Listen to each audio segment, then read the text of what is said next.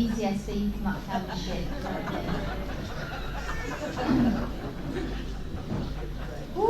My name's Lisa, I'm an addict. Thank you everybody for being here and doing the service and making this amazing convention what it is. Thank you for asking me to come and share. It's always a privilege. It's always a massive privilege to share for this is my fellowship. This is my only fellowship. I've only got my experience, so if people get resentful while I'm sharing, it's just fodder for your step work. Don't come and tell me about it, I don't give a shit. Speak to your sponsor. Do you know what, I need to just like ground myself a little bit. I keep checking, I keep checking that there's like a curtain there, because I did a share at Aberdeen last week, and there was no curtain there on the table, and I'm not the most ladylike of girls, do you know what I mean? So I'm sat there, fucking legs like, you know, proper like this. I did have leggings on, I wasn't getting my crotch out or anything, but I just have to have a little bit of a laugh with myself, so I keep looking to check that I'm not sat here like just showing my kids to everybody again. So I've got some time to share about my journey in recovery, and I believe that it's an experience, strength and hope share. So I've not got a topic, so I can't get pulled on not hitting the topic, so that's good. So I'm just going to give you a little bit of my experience in the fellowship and how I interpret things in this fellowship. It's great to see so many people that I've seen before and that I'm close to and that I'm friends with, and it's great to see new faces as well. During lockdown we've had a massive influx of people to this fellowship, and it just really blows me away, and you're going to know why when I'm, hopefully by the end of my share you'll know why I'm so passionate about this. So a little bit about me. I love that. A bit about me. I got clean in the rooms of Narcotics Anonymous. This is my journey. I was really, really arrogant addict when I was using. I thought that I had all the answers. I thought I knew everything. And if somebody, I don't really think it got suggested that I would go away to treatment or anything. I'm from the north. We don't have as much treatment up there. But nobody really mentioned it to me anyway. And I think, to be honest, if they had done, it would have been a case of me, rehab. Don't think so. I know what I need to do. I'm not that bad, all that stuff, all that justification, and because I was poorly. I was really, really poorly, but I didn't know. I didn't know that I had an illness. I didn't know anything about the disease concept. I didn't know anything about recovery. I just knew how to get, where to get, what I needed to do to get, and I really believed that I was using by choice. I really believed that I could stop at any time that I wanted to, but I just kept changing my mind about stopping. So I know there's people going to be able to relate to this. That at the end of when you have them days where you're like, that's it, I'm never doing that again. Tomorrow, that's it, I'm not. And I tell dealers, like, do not serve me up again. If I come here tomorrow, don't serve, And they go, yeah, all right.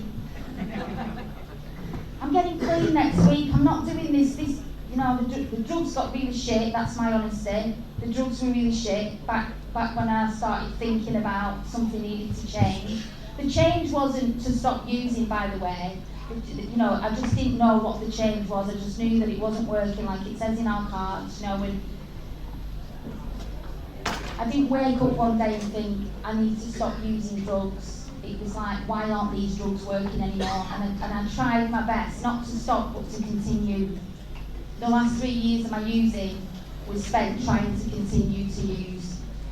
Trying to wait for that, when's that good shit coming from Liverpool again, to used to buy from, get from, when's the good gear coming, and it was never coming, it was never there, and then it was, I can't get the drug into my body like I wanted to. It was taking longer and longer to use. and I felt ripped off every day by the end of my using. Ripped off, and this girl doesn't like that feeling. You know that feeling when you've been proper had off, when you've been told whatever brick or store, a bit of soap or a bit of rabbit poo if it's weed that you're smoking or whatever it is. That's what I felt like every day. I felt ripped off, and I was associating with people I didn't want to associate with, people who had different morals than me, different lifestyles than me. Yeah, I didn't know how bad it was until I got to Narcotics Anonymous. I was so used to being down, I was so used to being beaten in the gutter that it was the norm. So that was my normal, so I didn't know that there could be happiness, I didn't know that there could be joy. You know, my joy was knowing that the dealer was on. That was the only joy I got. So what happened was, and it wasn't all like this, and I just want to say that this is not a drug-specific fellowship. I keep hearing, I'm going to get judged now, I'm going to get opinionated. I keep hearing people talking about hard and soft drugs. Oh, I was doing this and then I hit the hard stuff. It doesn't say that in our literature. It says a drug is a drug. No, it doesn't say class A's, class B's in our literature. I don't know if there's anywhere else that says it, but it doesn't say it in our literature. You know, we are a fellowship that's inclusive of any drugs, including alcohol. And I'm really glad that I came to this fellowship and you guys told me that everything that was mind altering and mood altering like that is a drug. You know, and if I'd have got this message when I was 16 or 15, like some people are doing now, you know, I don't want them people to feel excluded from our fellowship. I don't want them to feel like they have to go back out there and sell their arses and fucking have kids took off them and lose children because they've not done this or they've not done that. So if you're here, please don't separate yourself. You are welcome in this fellowship. If you have a drug problem, we have the solution. It doesn't matter how or what you use, we have the solution here. You know, my home group has had 16-year-old lads in there. You know, the oldest person in there is 60, the youngest was 16. You know, the young ones, there's more young ones coming in now. The young ones saying to us lot, they call us old, I think I'm still 18, but you know, they say we don't have to do what you lot have done. We don't have to go to jail. We don't have to wreck our families. We don't have to steal off our mums and our dads. We don't have to get viruses. We don't have to do all these horrible things because we can learn from you. You know, and this is what this fellowship has taught me as well. You know, about relapse and things like that. I don't have to relapse. I can watch you lot do it and think, you know what, maybe I best not fucking do that. Sorry, I do swear. I'm not actually sorry, but I do swear. I'm just giving a disclaimer. Sorry. I might get a bit graphic, so if anyone's like, doesn't want that, it's, yeah, just a disclaimer. Yeah, amazing. Thank you to our predecessors for this fellowship. You know, thank you to all the people who made this possible for us, for this addict to come in. And when I got here, I was absolutely raged, so I'm just going to tell you a little bit and then I'm going to get to the recovery part of it. So for me, my addiction, it wasn't always like this, but I'm going to skip. You know, there were times when I had jobs, there were times when I thought I had it going on. I'd go and score in like an office suit because I had a job at the time, you know, and I'd think, yeah, I'm not like these others. Definitely not like these others. And people treated me different as well. Drug services treated me different. They said, you're not like some of these that come in here, so you're not like that. You know, and the reality is that I actually was. You know, years later I saw my drug worker and she said, you were really bad. She said, I just didn't want to tell you. And I was like, why? Why would you not tell me? Because I came to Narcotics Anonymous and people told me that I was killing myself. People cared enough about me to say, you are going to die. If you do not get a solution for this problem, you will die. Because you will use no matter what. You know, by the end of my addiction, I'm going to like flipping forward. By the end of my addiction, and again, it didn't matter what the drug was. You know, I smoked weed like it was going out of fashion. If I went into somebody's flat and there was weed, I would manoeuvre myself to where it was, you know, dead subtly. Usually next to a man. Then I could kind of rub up next to him. Didn't matter what, I wanted it and I wanted more. And yeah, the end of my addiction, I was living in somebody else's house, using, prostituting from the house, trying to support two habits. It hadn't always been like that. I've been riding around in big cars, thinking I'd be going on, trusted to old weights of drugs, thinking these people really trust me, not taking you for a mug, which by the way they were. My disease tells me bullshit. It justifies all kinds of nonsense. It says in the basic text. My thinking is totally skewed, and that's what you told me when I got here. So by the end of my using, the drugs stopped working. I'm having to do things that I didn't want to do. I'm having to have people's hands on me in places that I didn't want to. I'm having to open the door to strange men who I didn't know, smile at them, pretend that everything was alright to get money, say things that I didn't want to have to say, do things that I didn't want to have to do, have people on me, in me. And it wasn't pretty. I went to the library to look for a book on relationships. Anyone ever had a really shit relationship and think that the whole reason your life's shit is because of this relationship? Yeah, that's what I thought. So I went to the library looking for a book on relationships, because that was obviously the problem.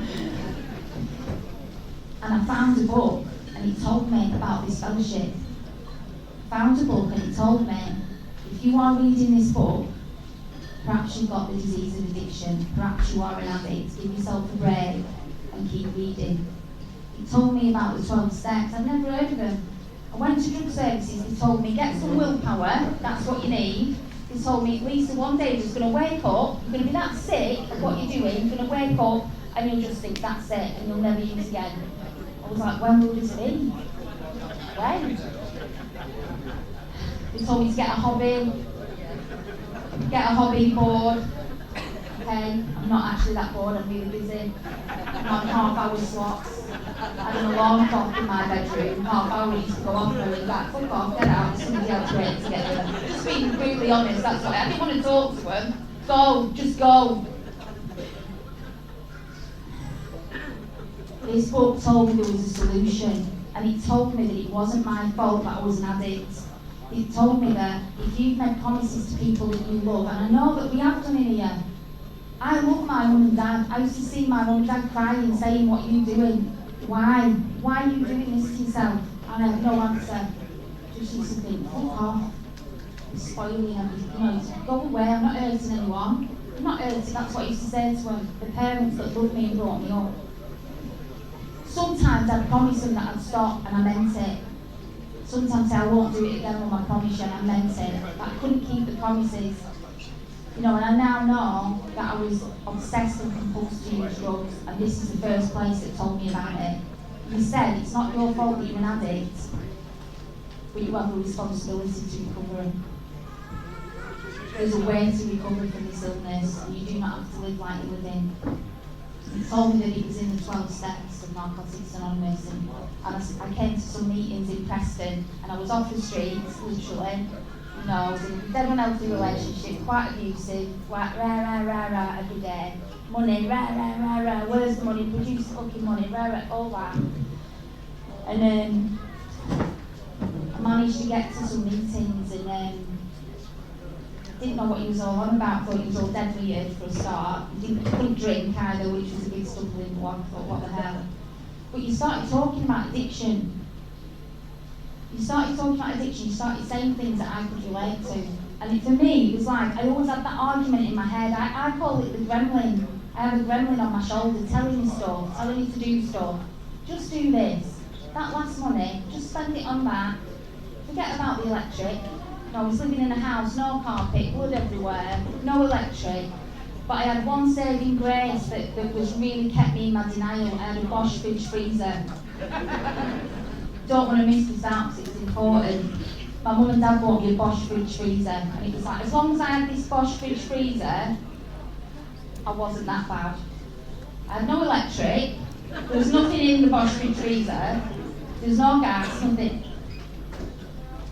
I remember one day this guy that I was living with saying, I'm selling the fridge freezer, and I was like, it was like my world came apart. It was like, you can't, because the denial of this illness, what it will do to us, you know. I've got a job, so I'm not that bad, or I've got this, so I'm not that bad, I've got a girlfriend, or I've got a boyfriend, or I've not had my kids to coffee, I'm not that bad. It'll use anything to say that we're not that bad. You know, I started listening to people in meetings, so it was dead weird. I heard the cards read out. I love these cards today. I didn't know what they were talking about at first. You know, and one of the cards said, we have no pledges or dues. I thought it meant Jews, as in Jewish people. I was a crackhead, I was nuts, do you know what I mean? I didn't know what the hell was going on. I came in and you said, you don't have any Jews. I thought, well, that rules me out, because I think I've got a bit somewhere. I was like, I said to this guy next to me, are you allowed to do that? Are you allowed to do that, or what? Oh. You know, and people talk about listening to share CDs as well. You know, this share CD really got me through this holiday in Ibiza, and I thought they meant Cher the singer, so I thought you was all mad Cher fans. Like, I'm just giving you a flavour. I saw the word God on the wall, and I hated God. You know, where the hell was God when I was going through this, whatever, multiple things. You know, I would say, where the hell was your God? Don't tell me to find a God. Fuck off. My concept of God has changed over the years, by the way. So I have this gremlin on my shoulder, and that's what I used for a while. I didn't get clean straight away. I did my rattle through the room to Narcotics Anonymous. You drip-fed me in recovery. You drip-fed it to me. And, you know, I have massive vigilance around this disease. My sponsees hate it, so they think, one of them, she went and did a convention share, and I was in the audience, and she went, my sponsor's over there, she's like a ruthless gardener. Every time I try and bloom, she comes along and just snips my bloom off. And then I see the disease coming. I see it coming at me in different ways, and I see it coming at different, you know, for different people as well. And I have to be really vigilant around what I'm doing. Every decision that I make, and I've had to practice that, has got to be, you know, is this recovery based, or is this towards relapse? Is this addiction based, or is it recovery based? You know, because my illness is ruthless. It tell me, go and fight with that lorry driver on the motorway. That guy that's just, not now, because I'm in a relationship now, but when I was single, it was like that guy that's just walked into the meeting with the tattoos all over his face and no teeth and scars all over. If you are that person, by the way, welcome to Narcotics Anonymous, because the women are going to look at you. The more you look like a murderer, really, the more attention you're going to get. That's just the honest truth. You know, that one that's just come out of jail for a really serious violent crime. He's the one. That's how my, you know, luckily today I have a programme that knows that. I'm like a moth to a flame. You know, you can see I'm not the healthiest of people, that's because I like naughty food. I like naughty food and I like a lot of it. You know, I'm not addicted to salad yet or the gym. I'm waiting, I'm like praying for it, it's not happening. But I have had to work this programme about lots of other things: drugs, sex, relationships, shopping, camper vans, different things that I've been obsessed with. I've had to work this programme, and thank God that I have got this programme. I've learned that I have to be willing to do things that I don't want to do. That's the biggest thing. When I've been sat in a meeting and I want to credit to that guy that's just come out of prison because he looks like he can protect me, and I'm feeling vulnerable, and I need a big man to look after me, because I can't look after myself, because I'm so... I have to learn that I have to maybe leave that alone. Yeah, because I don't need anybody to look after me today. I've got my fellowship. You know, this fellowship and this programme of NA, the 12 steps, and the traditions and concepts as well. I heard it described a while ago as, you know, fellowship, it's like a ship. And it's great when all the waters are all nice and smooth and, you know, Caribbean-y, and there's no storms. You're just gliding along in this fellowship. When the storm hits, you better be prepared to batten down the hatches with your programme and your spiritual principles. Because you need to have that shit in order. It's easy to talk about spiritual principles when everything's going good. It's a different story when you're lonely, you're fearful, bad stuff's happening, and you're trying not to act out, you're trying not to let your defects come out, then that's a whole different game. You know, it takes a lot of practice and energy. And why I'm talking about that is I've had bad stuff happen to me in recovery. My recovery is phenomenal. But I've had really hard times. I lost my dad at 3 years clean. You know, I lost my brother before I got, many years ago through cancer, and it absolutely crucified me. It crucified our whole family, seeing my little brother go through cancer, and that's one of the reasons why I struggled with the God word when I came in. Where is your booking? When I could hear my little brother at 8 years old begging and praying to a God to be pain-free when he was going through chemo and radiation, praying that he wanted to live, and he didn't, I severed myself from how he creators, and I came to rely on me. My dad got diagnosed with cancer when I was 3, well, he died when I was 3 years clean. It was hard. It's hard seeing somebody that you love go through that stuff and having to relive things from childhood that you've seen before.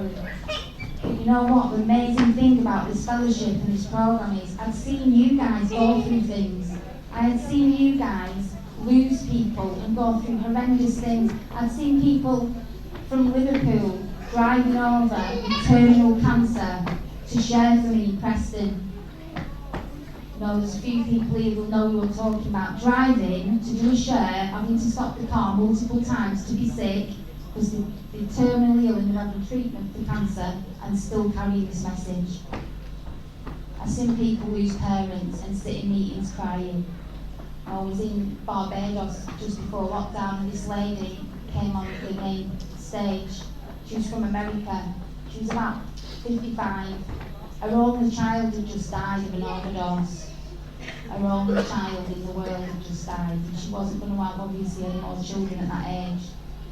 It was 2 weeks before she came to Barbados that she was sharing that this had happened, and she cried on that platform. And she said to us, if you see me walking around this convention, will you please grab hold of me and take me to food or have a coffee? I'm 32 years clean, but I still need you guys. I need you. So that is the essence of this program. She asked for help at the most vulnerable time. She showed the pain. And we know things go on in this fellowship. I can list them, but I'm not going to. I've seen people at conventions on link-ups in America. If there's any newcomers, please know that this stuff works and you can get clean in Narcotics Anonymous. I've seen people on death row knowing that they've got execution dates clean, saying how grateful they are for this program that they're clean, because they can die with dignity and the family knows that they're clean and they can make amends for the shit that they did in active addiction, which is why they're in jail. They know they're going to be clean. I usually say this a lot in my show because my sponsor said it to me. 1 year clean, I got diagnosed HIV positive, and I talk about that because it is not my primary disease, it's my secondary disease. The primary disease is a disease of addiction, and it will use whatever it can. Everybody in here has got secrets or things that they're ashamed about or things that, press buttons for them. Your disease knows it, mine knows mine. And it will use it against me. I got diagnosed HIV positive. I've never met anybody in the UK that had it or spoke about it. I was a year clean. I didn't have much of a program, but I've been coming to meetings, still in an abusive relationship. It nearly drove me away from you guys. It nearly drove me out of the rooms of NA. I got given, we don't always give each other good advice in here, we don't always give good suggestions. I rang a girl and she said, whatever you do not share about that. Don't tell anyone. I've been going into meetings saying, I've been sucking cock for rock, bag for a shag, all that stuff. No shame, because I'm like that, I'm obnoxious. I don't, it takes a lot to shame me up, but this girl said, do not tell anybody that you've got HIV. All of a sudden I felt shame. Stigma, like nothing I felt. Went to a meeting and I couldn't speak about it. And then I thought, I best not hold the tiger at the end of the meeting in case someone finds out. I felt infected. I could feel it in my body.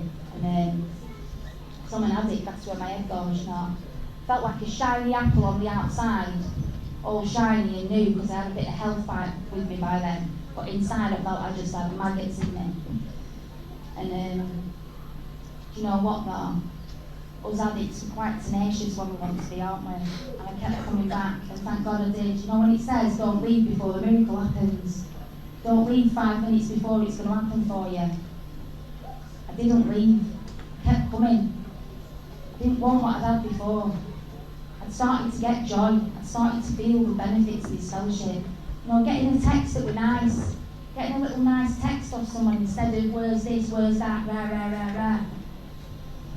I started to have all the feelings, and I went to a meeting in Liverpool. Don't know even how I got there, but I went to a meeting, and this guy from a kind of a different town that they have a bit of rivalry with was there, and he shared about having all different bloodborne viruses, including the one that I've got. And everybody, I looked around the room, I thought, fucking hell, didn't he just say that? Because I've been told not to fucking say that. Did he just say that? And then everyone loved him. Everybody shared back to him. They all hugged him in the break. What were hugging him? Because I weren't drinking from your coffee cups. Do you know what I mean? I wasn't holding hands with you. I wasn't, you know, people would say, do you want a drink? I was like, no. I thought, you're going to find out. Then you're going to go, all that stuff. You know, when I went to my sponsor and I told my sponsor, this woman, and she said, I'm questioning whether I'm going to be honest. I'm going to be honest, right, okay. So I'm a year clean, I get this diagnosis, and I think, this is a bit of a yellow card, like, I can use at least once. Do you know what I mean? This is serious, this is like really serious. I'm going to get away with using. So I went to this sponsor, she was tough as fuck. It was really, they were tough back then. It was like 20 years ago, probably, yeah, about 19 years ago. And she said, I said, listen, this really bad thing's happened. I've been diagnosed HIV positive. It's really bad. Da, da, da, da, da. And she went, where's your step work? And I was like, I don't think you heard what I just said. It's real bad, this. We need to talk about it. And she said, I know what you're doing, Lisa. She said, I know what you are doing. You want me to feel sorry for you, to give you a big pat on the back. Oh dear, that's terrible. So you'll have an excuse to use, and I am not going to do it. She said, you have been given this message, you've been in meetings for a year, you've been in illness and recovery meetings, hear people that are seriously ill and they're not using. You have no excuse to use. You have been given this freely, and you have a responsibility to carry this message that you've been given. She said, I don't care if you get kidnapped, raped, tortured, if you get out of the car boot alive, you fucking ring me, would you not ring the dealer? You know, I thought, shit, I can't get away with nothing with this bitch. I was so angry. I remember walking down the stairs and I was like, who the fuck does she think that is? She said, I've given you my time. I was like, how rude. I'm dying here. She put it into perspective. Do you know what I mean? She said, what good would it do to you?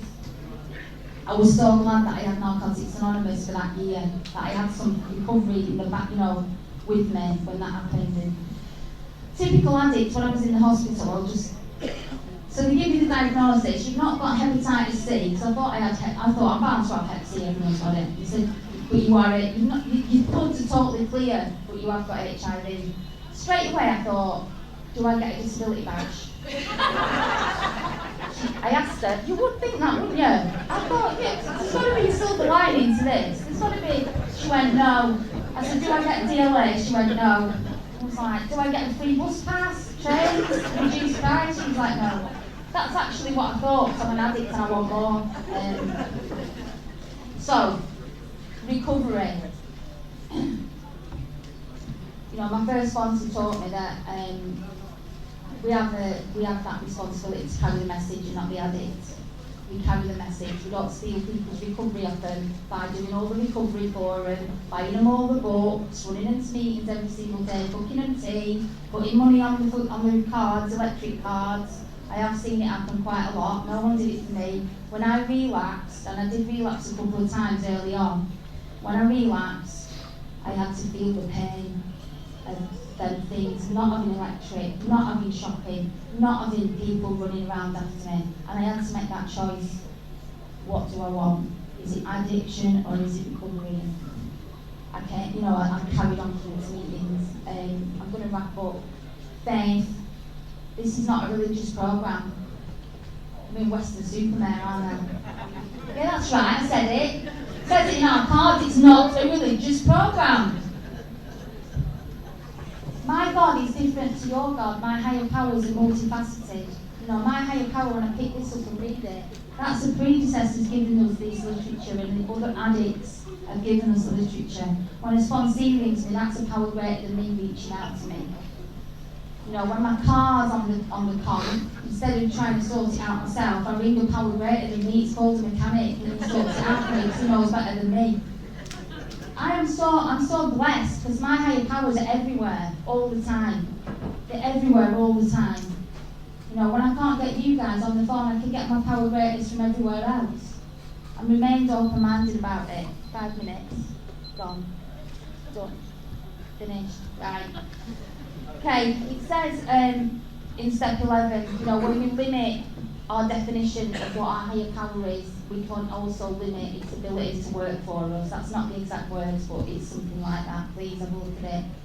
Don't exclude yourself from this fellowship if you don't have a religion. You know, sponsees, Muslim, Christian, it does not matter.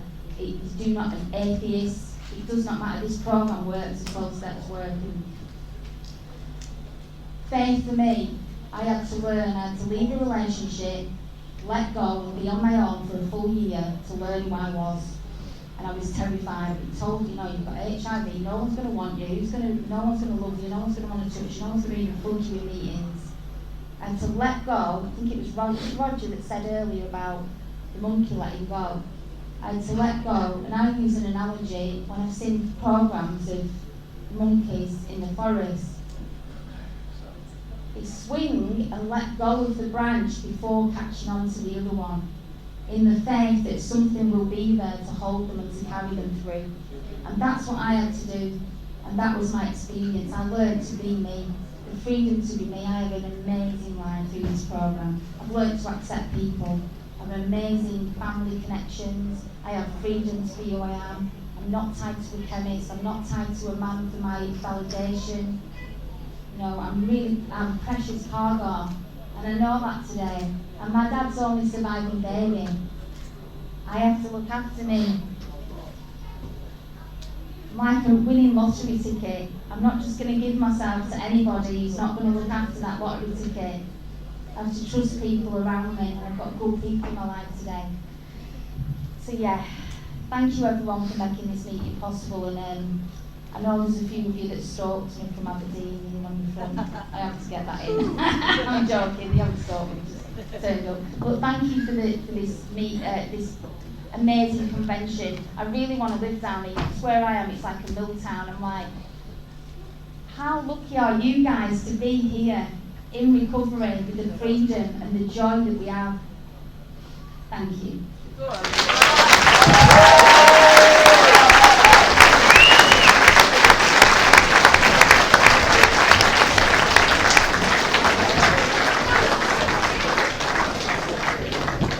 Thank you, Lisa. If you're leaving quietly. If you stay put.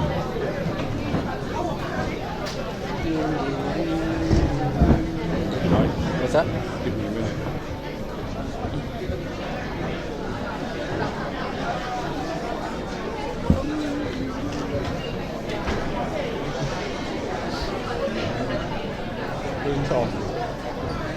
The terrace is closed during the meetings. Can you get them off the terrace, please? Right, we're going to pass over to David, who's going to share his experience, strength and hope. If you're leaving, can you leave quietly? Thank you. How's it going there? How's it? Hey, wrong bit. My name's David, I'm an addict. Hi, David. I'm hoping there's more of an exodus, so there's not so many kind of people staring at me. Oh, look at it, it's very sandy. Oh my days.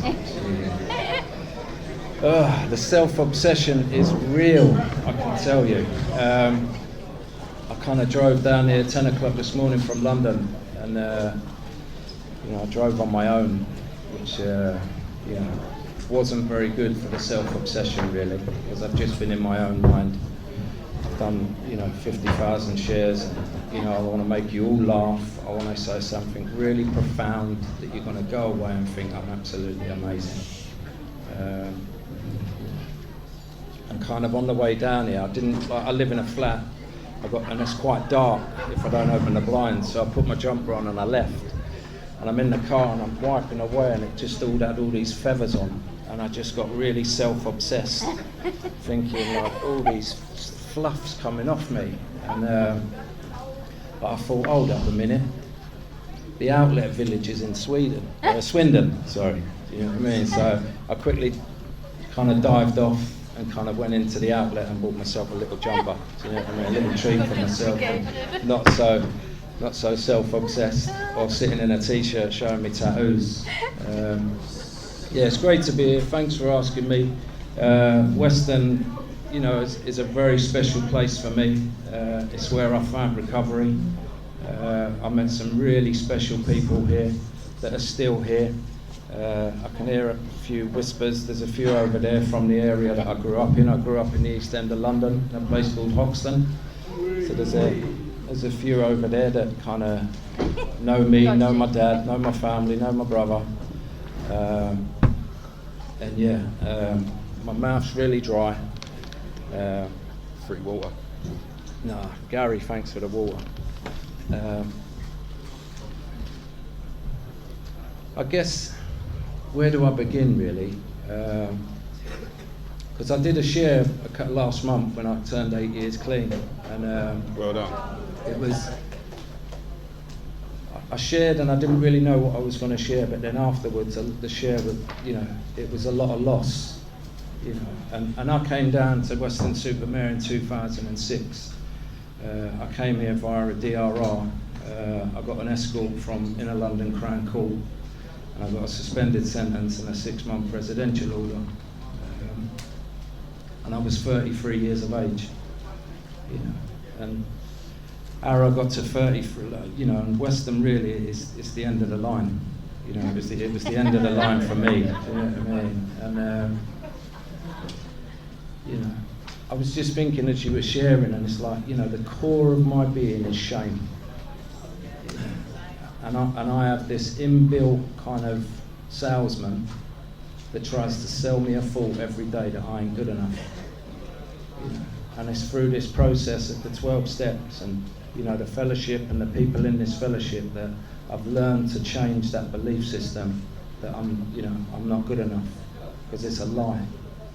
But as we say, like, my disease will try to kind of hoodwink me and kind of have me over and tell me that I'm a piece of shit and that I'm unlovable and no one wants me.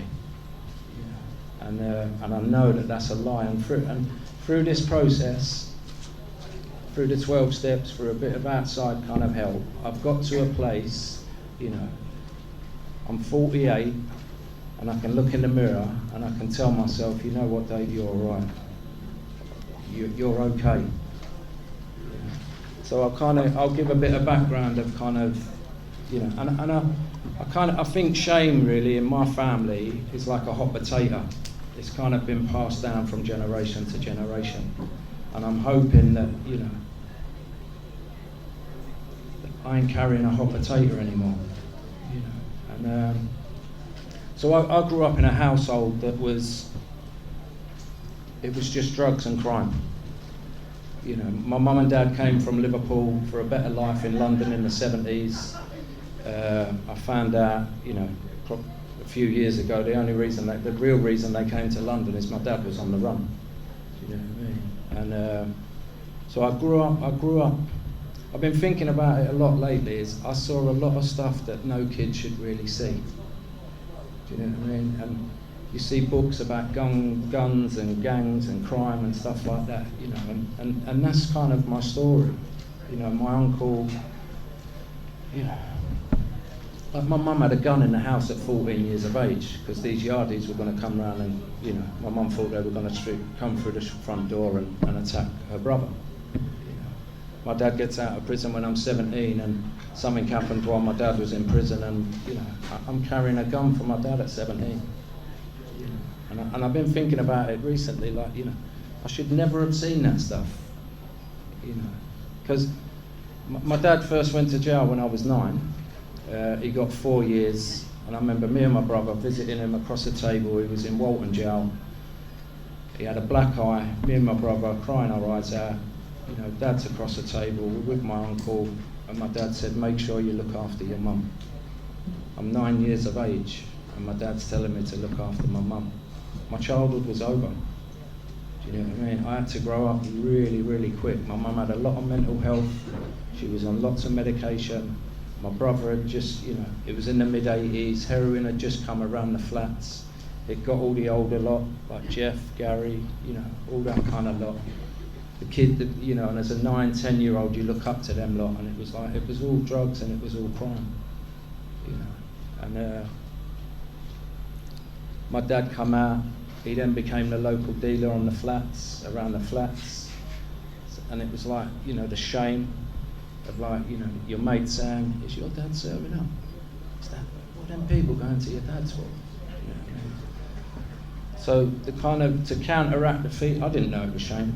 Do you know what I mean? I didn't know it was shame. I know I was embarrassed. You know? And what I did to kind of counteract that feeling was I just became a clown and just tried to make everybody laugh. You know? And it worked. I guess it worked. You know, I think in kind of therapy language, I think they call it a creative adjustment. I had to adjust, you know. And my dad come out, he got nicked again. You know, he went back again for another 4 years. And it, like, you know, I think when my dad got the last 4 years, when I was 14, thankfully the rave scene come along. Do you know what I mean? So like, I was 14 years of age, 15 years of age, 16 years of age. I was in a rave every Friday, Saturday night, taking pills, taking speed, you know, and on the dance floor, just, you know, free from all the madness that was going on at home. Do you know what I mean? And, you know, and not feeling that kind of anger and hatred, and just, you know, because, you know, as some of you might know, you take an ecstasy pill and everyone's your mate, and you end up hugging everyone. And what happened at like 17 is like all my mates ended up meeting girls in these raves and settled down and had kids. And I was like, I'm just getting started here, do you know what I mean? And my dad come out of jail, and you know, he started using again. My mum started using, my brother was using, and I remember walking into the front room and they're all in there smoking crack, and it was like I was an outsider in my own family. You know, and it was kind of like I had a decision to make really quickly. It's like, do I join them or do I walk away? You know, and I wouldn't be sitting here if I walked away. You know, and I ended up joining them. You know, and that kind of, that journey from a 17-year-old kid, you know, had the world at his feet, you know, was going to get a trade, was going to travel the world and whatnot.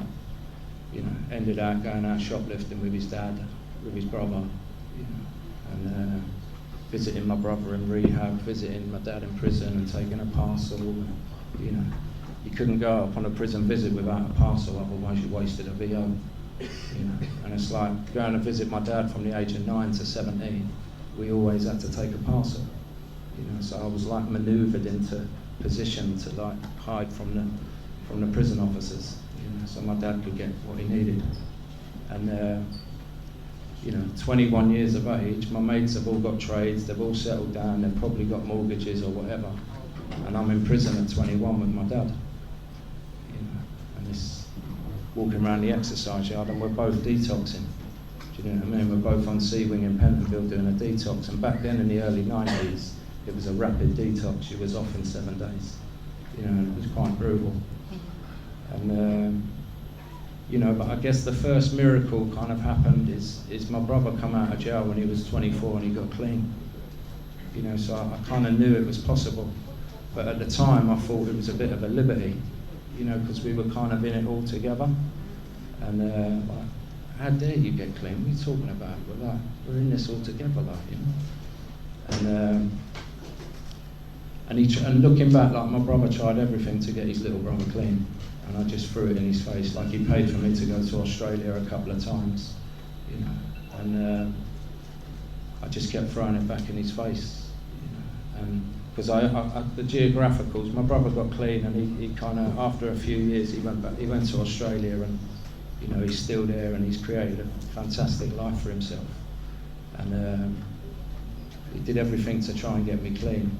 And I remember going there. I was 24, because in my mind I was like, if I can just get away from my mum and my dad, I'll be all right. And obviously since coming here, and I took the problem with me, and the problem was me. And I look back at the time I was in Australia for 4 years, and I look back through my step work, more so, on my step 2 is like the insanity, which kind of, I lost count the amount of times I overdosed. I can't tell you how many times I've had naloxone in my arm. I've been brought back to life. I've been told by doctors that another 2 minutes and you would have been dead, and leaving that hospital after they've just saved my life, and going back out that hospital and using it. And I remember the doctor, I ended up back there the next day, and he sat at the end of my bed and he said, "What is it with you?" And I looked at him with his puppy eyes and I went, "What?" He said, "You was here yesterday." He said, "Another 2 minutes and you would have been dead." He said, "Do you want to die?" And I looked at him and I said, "Of course I don't want to die, man. I'm 28 years old, I don't want to die. I just can't stop using." You know what I mean? And I didn't know that I was powerless. I didn't know that stuff then. And then, through the grace of God, I got caught selling drugs. I was feeding mine and my dad's habit, and I got sent to Western Supermare at 33. And my counsellor's here. I can't say old counsellor, but my counsellor's in this room, and it was like, she helped me save my life, And there's so many people in this room, like, I shared a dry house with Morris many, many years ago. There's some real, I've got no stories for you, I've got no stories. I've got nothing to say. And I got a spot, like, in treatment, I said get a sponsor, all that stuff, and I was doing meetings, and I got a sponsor, and we went through the steps, and I got to step 9, and I came to London to do a couple of weeks' work, because I was settled here. I had nothing back in London. I didn't want to go back to London at all. And I got offered a job for a couple of weeks. It was good money, cash in hand, the way. And I went in to see my dad, and I'd not seen him for 18 months, because I'd spent 6 months in prison, and I was down here for a year. And I went round to see him, and at the end of my using, the flat that I left, I had my dad, my cousin, my uncle, and some fella my dad had picked up from the street. There was 5 of us in a 1-bedroom flat. My cousin was sleeping in the kitchen. The fella my dad found on the street was in the bedroom. And then there was me, my dad, and my uncle in the front room. And it was a cesspit. It was an absolute cesspit. And when I went back there 18 months later to see how my dad was getting on, nothing had changed. And my dad was sitting in that flat waiting to die. And I was on my step 9, and it was like, we can talk a step 9. I can talk a step 9 all day long, but it's an action. And I came back here and I said to my sponsor at the time, I said, I can't see my dad die like this. I just can't. And this is step 3 as well. It's like I turned my will and my life over to my sponsor. So I need to go and help my dad. But if he would have told me no, I wouldn't have gone. But he said go. He said go. And I packed up my bag, gave up my flat. I'd enrolled in college here. I put all my bags in my car. I drove to London and I moved in with my dad. And it was there was still phone numbers on the walls. There was blood on the walls. There was, my dad, he hadn't had a bath for a year. You know what I mean? It was absolute squalor. And I lived with him for 2 years. I lived with my dad for 2 years. He was on 100 mils of methadone. He was on DLA, mobility, all that, and he never got clean. And I tried like my brother did with me, I tried everything in my power to get my dad clean. And I thought attraction, not promotion, is possible. My dad died a horrible death. You know, he died a horrible death. He OD'd, they brought him back to life with naloxone, and while he was unconscious from the overdose, he got fluid on his lungs and he caught pneumonia, and he died 7 days later. And I got a phone call on a Monday morning. I was just about to start a new job, and the fella that was living with my dad, he said, "I can't wake your dad up." And I said, "Call an ambulance, I'll be round in 20 minutes. And by the time I got there, the ambulance was there. They rushed him off with blue lights. And I sat in the hospital with my dad for 7 days, and I held his hand every day, and I just said to him, "Dad, wherever you go, I just hope that you find peace with yourself." Because through the 12-step process, I found peace with my dad. I didn't hate him, I didn't resent him, I didn't want nothing from him. I just wanted him to get clean, you know, and it never happened. And you know, Vince here, you know, when he found out, he drove straight down to London, and we were in the hospital room with my dad, and we all held his hand. We all said the Serenity Prayer. Do you know what I mean? And I put my black key ring under my dad's pillow. You know, we buried my dad about 6 years ago. You know? And yeah, and he never got clean. You know, but my dad inspired me in ways he doesn't even know. And he inspired me that I didn't want to end my life a drug addict. And it's like I've learned through coming here that as long as I keep coming here and going through this process, you know, and keep looking at myself, to keep kind of, you know, deal with that shame, it'll all be okay. Do you know what I mean? And I made my dad proud. You know what I mean? He said it many, many times. You know. And how long have I got left? Keep going. Keep going. So I'm getting on to the recovery bit now because I'm about to talk about relationships. Please don't come to me for relationship advice, please. You know, getting back to London and kind of going through the process, I did exactly what I did here. I got a new sponsor, you know, doing all this stuff, lots of H&I and stuff, and I got into a relationship quite early. We were together 5 years, and I knew it was over after 3. But I just, you know, I couldn't say I'm not happy, and I wanted to leave. Do you know what I mean? Because I didn't want them to feel the abandonment that I'd felt as a kid. You know, and but I got to that place where, you know, it was over. You know, and it was like, I think the year 2013 was probably my worst year of recovery. You know, I ended a 5-year relationship, my dad died, and I broke my collarbone. And I was 7 years clean, and I hit a brick wall. And I've learned through here, you know, because what happened is I ended up drinking and taking medication at 7 years clean. And I walked away from the fellowship for a little while.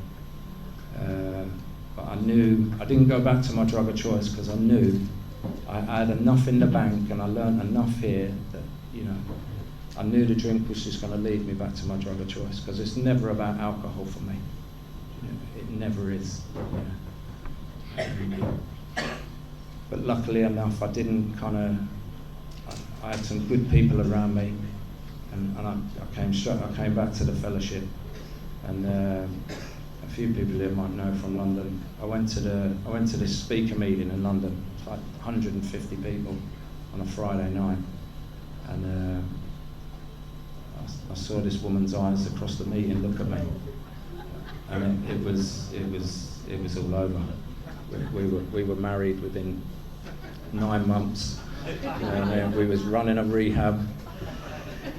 I was the stepdad. Do you know what I mean? I had a mortgage. You know, I was in a different part of the country. I'd left all my support network. You know, I'm hoping she's not here. I don't think she is. It didn't end well. Like we haven't seen each other for quite some time. But the good news is I'm remarried, and I'm happily married. That's why I'm saying don't come to me about relationships. But yeah, I got to 2 years in this, like on Facebook, it all looked amazing. It literally did. It looked like something out of Hello magazine. It cost an absolute fortune. But I got to 2 years clean, and I was 2 years married, and it was like I looked at this woman, and it was like, I don't want to be with you. You know what I mean? It was really sad. You know what I mean? It did not end well. Like, there were kids involved, and mortgage and all that kind of stuff, and we couldn't bear to be in the same room together. Do you know what I mean? But I came back to London, and one thing, I never gave up my council flat. Do you know what I mean? That was my saving grace. Never give up your council flat. Sublet it if you have to. Don't give it up. Do you know what I mean? Just in case. A reservation. And I came back to London, and it was like I came back to my flat, and it was like I just needed to be on my own for a couple of years. And I'm going to get emotional now, I think. So while I was down here in Weston, I met this girl in treatment. She was 17, and we had a real bond, and she was like my little sister. And when I got back to London, she said to me, David, the next girl you meet has to go through me. And I said, you know what? With my track record, you can. And after 18 months, we were down in Devon. It was in my friend's house, and we were having breakfast, and she said, right, David, I think you're ready. She went, who can I set you up with? And then she'd just been on a retreat with my now wife the week before, and she said, what about such and such? And I was like, yeah, I've seen her across the rooms in a meeting, she seems cool. And she went, right, leave it to me. This was like and then by the this was like on the Friday, by Monday, we were meeting at a meeting, going for food after the meeting. You sit there, I sit here, couldn't we left the restaurant. Gemma's like, do you like my mate? Do you like my mate? Smiley faces are coming back. Gemma's like, David, ask her out on a date right now. Do it now. Because I would have gone home, acted all cool, and thought I'd do it in the week. But Gemma was like, do it now. And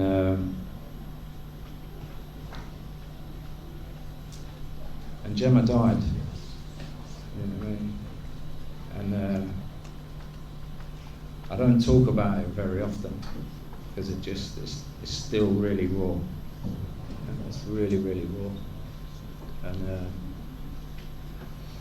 the way she died was just tragic. If Gemma was here now, she'd be at the front row. She was my biggest cheerleader, and I was her biggest cheerleader. And it's unfair that she's not here. The way she died, the life she had in front of her, it's not fair. But I was talking to Carol earlier, like her legacy is she introduced me to my wife, and I look at my wife every single day, and I love her to bits, and I want to spend the rest of my life with her. We drive each other absolutely mad. We've been in counselling on and off for about 3 years. Do you know what I mean? Because before, my head would have said, if you go to counselling, it's over. Whereas what I've learned, I don't want another failed marriage behind me, and I would do anything for my marriage. And we've been through, me and my wife, we've been through IVF. My wife fell pregnant and had a miscarriage, and then after that, it didn't work. But like I try and like my wife, she has we've both been through it these last couple of years. Do you know what I mean? And I try and console my wife in the fact that I'm with a woman that I want to spend the rest of my life with, and I want to grow old with. Anything other than that is a bonus. Do you know what I mean? Because all I wanted was someone to just love me unconditionally. And I love my wife, I was going to say unconditionally then. Yeah. I've never been happier. I've never been happier. I've been around this fellowship since 2006. We've got a nice little flat. We've got, we both work. We've got a little dog. We've got an asylum seeker living with us at the moment, who's over here from El Salvador, and, if anyone knows about El Salvador, there's a lot of gang activity, and, we've just adopted this 20-year-old. He came here when he was 18, but we've got a spare room, so I felt that God was saying, give this kid a chance, do you know what I mean? Because he'll never forget you. And it's like, from everything that I've done in my life, and what I've taken from this world, recovery, I think, for me is about giving back. Like I'm a youth worker, part-time in my local, in the local community where I grew up. I work, I just got promoted in my job. I'm like a senior worker. You know what I mean? It's like senior worker, you know what I mean? So I don't really know much more to say really. Recovery, there's been a lot of loss, but I remember I heard it early on, is recovery is about reclaiming and loss. And that's been my experience. I feel that I've reclaimed the person I should have always been, and I've had my losses along the way. But it's like, I'm going to quote a bit here, as long as I follow this way, man, I'll be all right. I will be all right. So if you're new, you're in treatment, whatever, just, they say keep coming back. I kind of say, don't leave, man. Don't leave. So, Weston's a big part of my heart. It always will be. It's a privilege to be here to share. And thanks for asking me, Terry. And, good to see you, Morris. I'll leave it there.